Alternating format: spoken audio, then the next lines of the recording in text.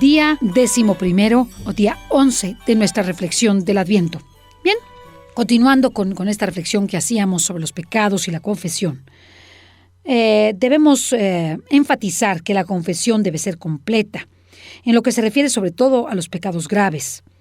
Debe ser sobrenatural porque debemos estar conscientes de que vamos a pedir perdón al mismísimo Dios, a quien hemos ofendido, pues todo pecado también ofende a Dios, y también aquellos que se refieren a nuestros hermanos también son una ofensa directa a Dios. La confesión hecha con sentido sobrenatural es un acto de amor a Dios. Se oye a Cristo en la intimidad del alma que dice, como a Pedro: Simón, hijo de Juan, ¿me amas? Y con las mismas palabras de este apóstol le podremos también decir: Domine, tu omnia nosti, tu chis quia amo te. Señor, tú sabes todas las cosas, tú sabes que te amo, a pesar de todo. Después del pecado mortal, la mayor desgracia para el alma es el pecado venial, pues nos priva de muchas gracias actuales. Cada pequeña infidelidad es un gran tesoro perdido. Disminuye el fervor de la caridad, nos aumenta las dificultades para la práctica de la virtud, nos hace las cosas más difíciles en materia de la gracia, nos predispone al pecado mortal, nos dificulta la vivencia de las virtudes, que cada vez se presentan como más difíciles, y nos predispone al pecado mortal, como ya lo habíamos dicho, que llegará si no reaccionamos con prontitud. La comunión y la confesión frecuentes son la mejor ayuda y la mejor arma contra el pecado mortal y contra el venial, desde luego. Así que en la confesión obtenemos además específicas gracias para evitar los defectos, los pecados, las luchas, ya que si vamos arrepentidos, esa gracia llegará a nuestro corazón y podemos transformarnos. Debemos amar la confesión frecuente. Y amándola, esto será un síntoma de finura de nuestra alma, de amor por Dios, de desprecio o indiferencia a todo lo que sea contrario a Dios, todo lo que lo dañe su majestad divina. Y eso significará una delicadeza interior que llevará a nuestro ser a un gran crecimiento espiritual. De lo contrario, si despreciamos la gracia, si despreciamos la confesión, los sacramentos, si somos superficiales e indiferentes a todo esto, nuestro corazón se irá endureciendo para lo que refiere a la vida sobrenatural de nuestra alma. La frecuencia de la confesión viene determinada por las particulares necesidades de nuestra alma. Cuando una persona está seriamente determinada a cumplir la voluntad de Dios en todo y ser del todo de Dios, entonces tiene una verdadera necesidad de acudir al sacramento de la confesión con más frecuencia, con más puntualidad. La confesión renovada periódicamente sirve como una devoción que acompaña a toda la Iglesia hacia el camino de la santidad. La reconciliación de cada hombre con Dios y con la Iglesia en el sacramento de la penitencia es uno de los actos más íntimos y personales del hombre. Desde luego es un acto secreto y un acto por el cual el sacerdote pues no puede comentar los pecados. La secrecía es invulnerable o debe ser invulnerable de cualquier sacramento que se refiere a la confesión o de cualesquiera pecados que se digan, más que todo. Y esto es muy importante que lo sepamos. Y muy importante que lo sepan los sacerdotes, que por este sacramento los pecados que nosotros decimos son absoluta y totalmente secretos. Antes la confesión era pública y cuando se daba la confesión pública y se apartaba de la vida social y comunitaria a aquella persona que había cometido semejantes pecados y no se le restauraba en la comunión de los hermanos, sino hasta que se consideraba que había terminado su penitencia o la había terminado efectivamente. Así que era durísimo, era público, todo el mundo sabía tus pecados, era como una especie de juicio final. A la vez no podemos olvidar que este sacramento entraña una profunda e inseparable dimensión social, porque muchas cosas cambian también en el ámbito familiar, en el estudio, en el trabajo, con los amigos, con las personas, si una persona se confiesa. Si una persona que habitualmente roba se confiesa, ¿qué sucede? Que empieza a dejar de robar, o que habitualmente se droga, va a hacer un esfuerzo por dejarse de drogar, o si mata, va a hacer un esfuerzo por dejar de matar. El pecado, porque es la mayor tragedia para el hombre, produce un profundo descentramiento en quien lo comete. ¿Qué significa esto? Quien está descentrado, descentra también a quien tiene a su alrededor. Es decir, quien comete un pecado, pues va y hace que todos los demás cometan pecado y los desorienta, les da mal ejemplo, los hace pecar. Y por ello en el sacramento de la penitencia el Señor coloca de nuevo las cosas en su sitio. Además de perdonar el pecado, introduce al alma en el orden, en la armonía perdidos. Una confesión bien hecha es un gran regalo para todos aquellos que conviven y trabajan con nosotros. Así que si estamos muy, muy endiablados, vayamos a la confesión y todos los que nos rodean se verán beneficiados. Toda ella se alegra, o sea, la iglesia se alegra y se enriquece misteriosamente cada vez que un sacerdote pronuncia las palabras de la absolución. Yo te absuelvo en el nombre del Padre, del Hijo y del Espíritu Santo. Y desde luego la comunión de los santos. Cada confesión tiene una gran resonancia bienhechora en todo el cuerpo místico de Cristo. En la vida íntima de la iglesia, en la que Cristo es la piedra angular, cada fiel sostiene de una manera secreta, con sus buenas obras, con sus merecimientos, con sus méritos, con sus actos buenos, a toda la demás iglesia y a todos los demás. Todos nos necesitamos y de hecho estamos continuamente participando de bienes espirituales comunes. Nuestros propios merecimientos están ayudando a nuestros hermanos, los hombres, repartidos en toda la tierra, del presente, del pasado y del futuro. Asimismo, el pecado, la tibieza, los pecados veniales, el aburguesamiento son lastre para todos los miembros de la iglesia peregrina. Si padece un miembro, todos los miembros padecen con él, y si un miembro es honrado, todos los miembros gozan con él. Pues tenemos que desatar esos vínculos que tenemos con el pecado y al mismo tiempo atar los nudos de la fraternidad. ¿No deberíamos ir a este sacramento con más alegría y con más prontitud, sabiendo que estamos ayudando, por el mismo hecho de confesarnos bien, a tantos otros cristianos y especialmente a quienes están más cerca de nosotros?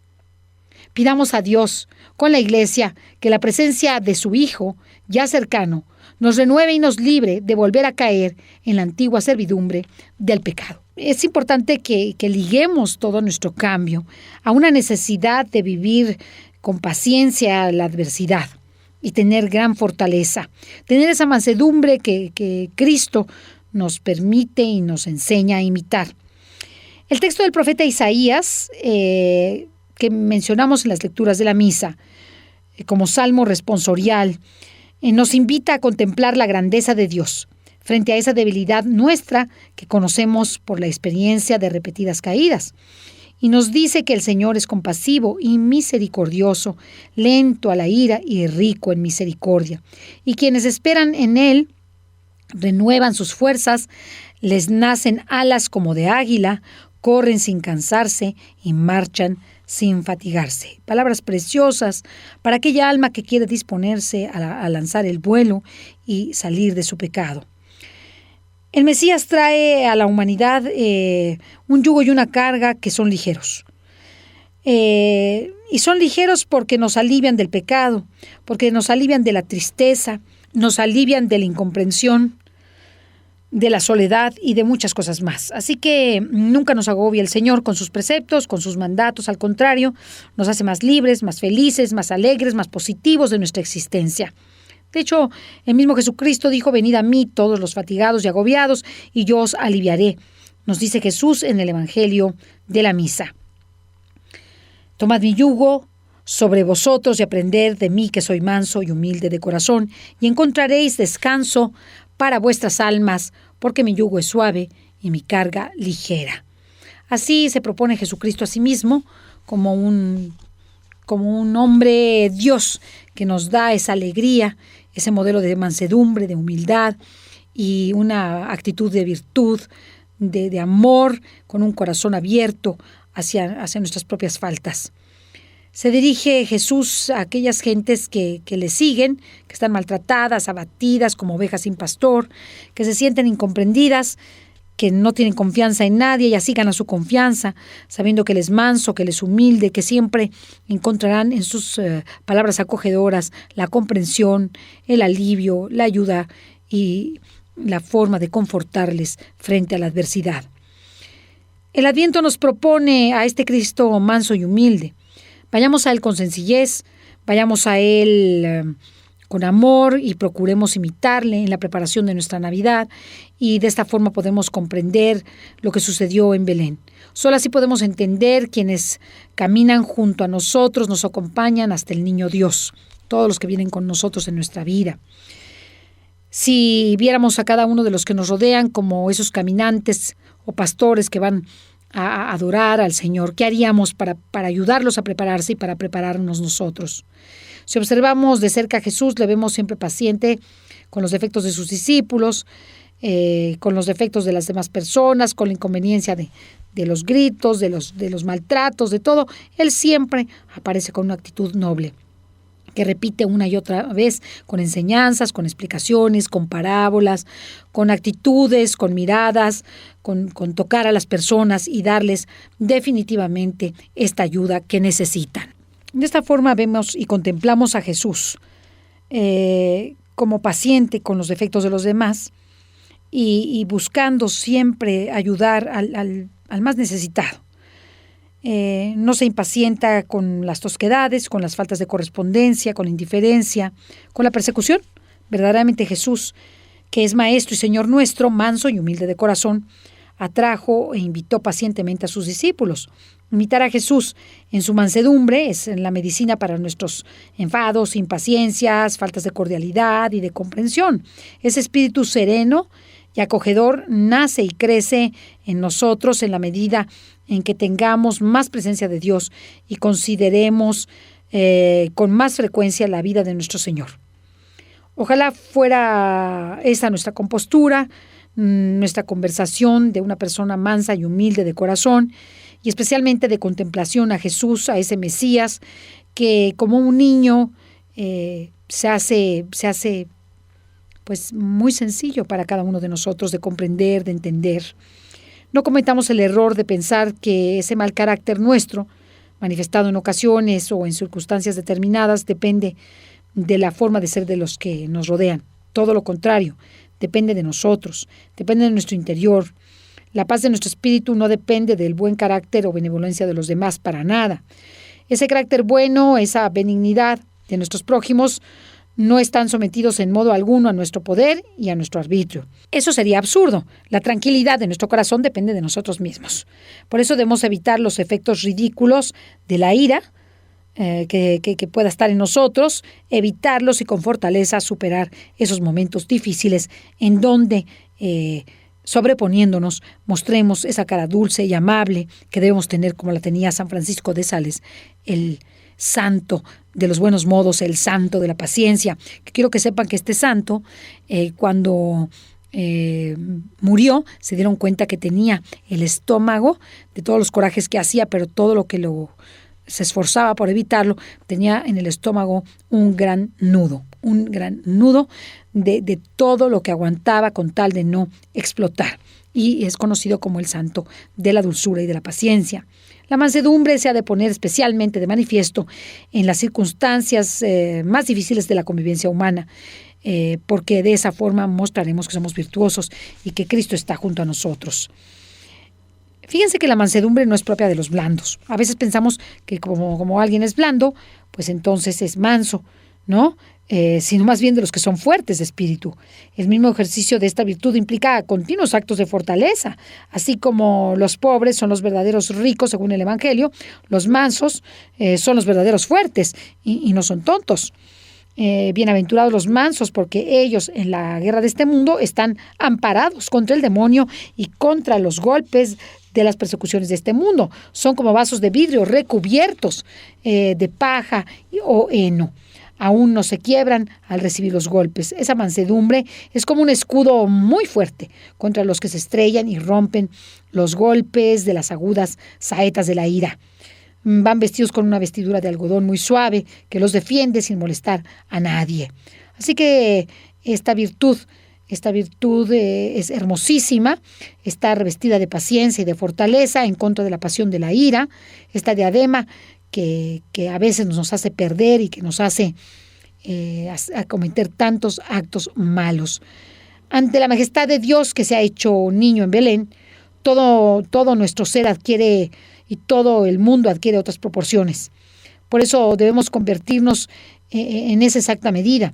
de nuestra contemplación frente al nacimiento del Salvador, con nuestra oración, con nuestra caridad, con nuestro amor a los demás, con nuestra virtud, debemos ayudar a cada persona que está cerca de nosotros, viendo a ese niño pequeño, pobre, humilde, que era todo el rey del universo, en esa absoluta paciencia que como niño también debió tener frente a tanta adversidad y como adulto mostró ya Jesucristo en su vida pública. El Señor en todo momento muestra a todos ese gran amor a cada una de las almas y esa gran paciencia a todos los que le rodean. La mansedumbre se opone a las estériles manifestaciones de la violencia, que en el fondo son signos de debilidad, impaciencias, irritación, mal humor, odio, malas caras, malas miradas, que son desgastes inútiles de las fuerzas por enfados que además de afectarnos emocionalmente, intelectualmente, también físicamente nos afectan y nos dan gastritis, colitis y todas las enfermedades que terminan con itis. Así es que muy importante es que en esta Navidad y en este Adviento nos propongamos evitar esas explosiones de mal humor, esa irascibilidad, esas funestas respuestas con consecuencias nefastas que quitan la paz a los demás a través de la oración, a través del sacrificio, a través de la penitencia, buscando la conversión, buscando la confesión y tratando en todo momento de dominarnos a nosotros mismos a través del sacrificio.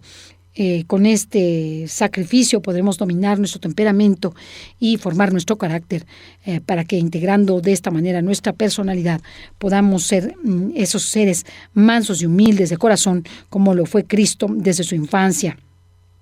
Es necesario que con tu buen carácter, con tu comprensión y con tu afabilidad, con la mansedumbre de Cristo amalgamada a tu vida, seas feliz y hagas felices a todos los que te rodean, a todos los que se encuentren a tu paso y en el camino de tu vida. Los mansos poseerán la tierra. Eso dice la Escritura. Primero se poseerán a sí mismos, porque no serán esclavos ni de sus impaciencias ni de su mal carácter. Poseerán un clima de continua presencia de Dios, poseerán a los que los rodean, porque un corazón así gana la amistad, cariño, imprescindibles de todos los que le rodean. En la convivencia diaria y en el apostolado, a nuestro paso por el mundo, hemos de dejar el buen aroma de Cristo. Con nuestra piedad, el buen aroma de Cristo, con nuestras buenas formas, el buen aroma de Cristo, nuestra sonrisa habitual, una calma serena, un buen humor, una alegría, con caridad, con comprensión. Examinamos así nuestra disposición al sacrificio necesario para hacer más agradable la vida a los demás. Seamos capaces de ceder nuestro juicio propio por darles la razón a los demás. Reprimamos nuestro mal genio, nuestros roces en la convivencia, callemos, guardemos silencio y en esa meditación interior, en este tiempo de Adviento, es buena ocasión para reforzarnos en un cambio de actitud de nuestro corazón. De esa forma le conseguiremos si tratamos con más frecuencia a Jesús, a María y a José. Así si luchamos cada día por ser más comprensivos con quienes nos rodean, si procuramos sin descanso limar nuestras propias asperezas, si sabemos acudir al sagrario para tratar con Dios los asuntos que más nos preocupan, estemos seguros que nuestro ser se transformará por completo y tendremos en este Adviento y ya en la Navidad una mejoría notoria espiritualmente de nuestro carácter. Y podremos de esa forma transmitir el espíritu del Salvador, del Mesías, el espíritu de la redención y de la restitución.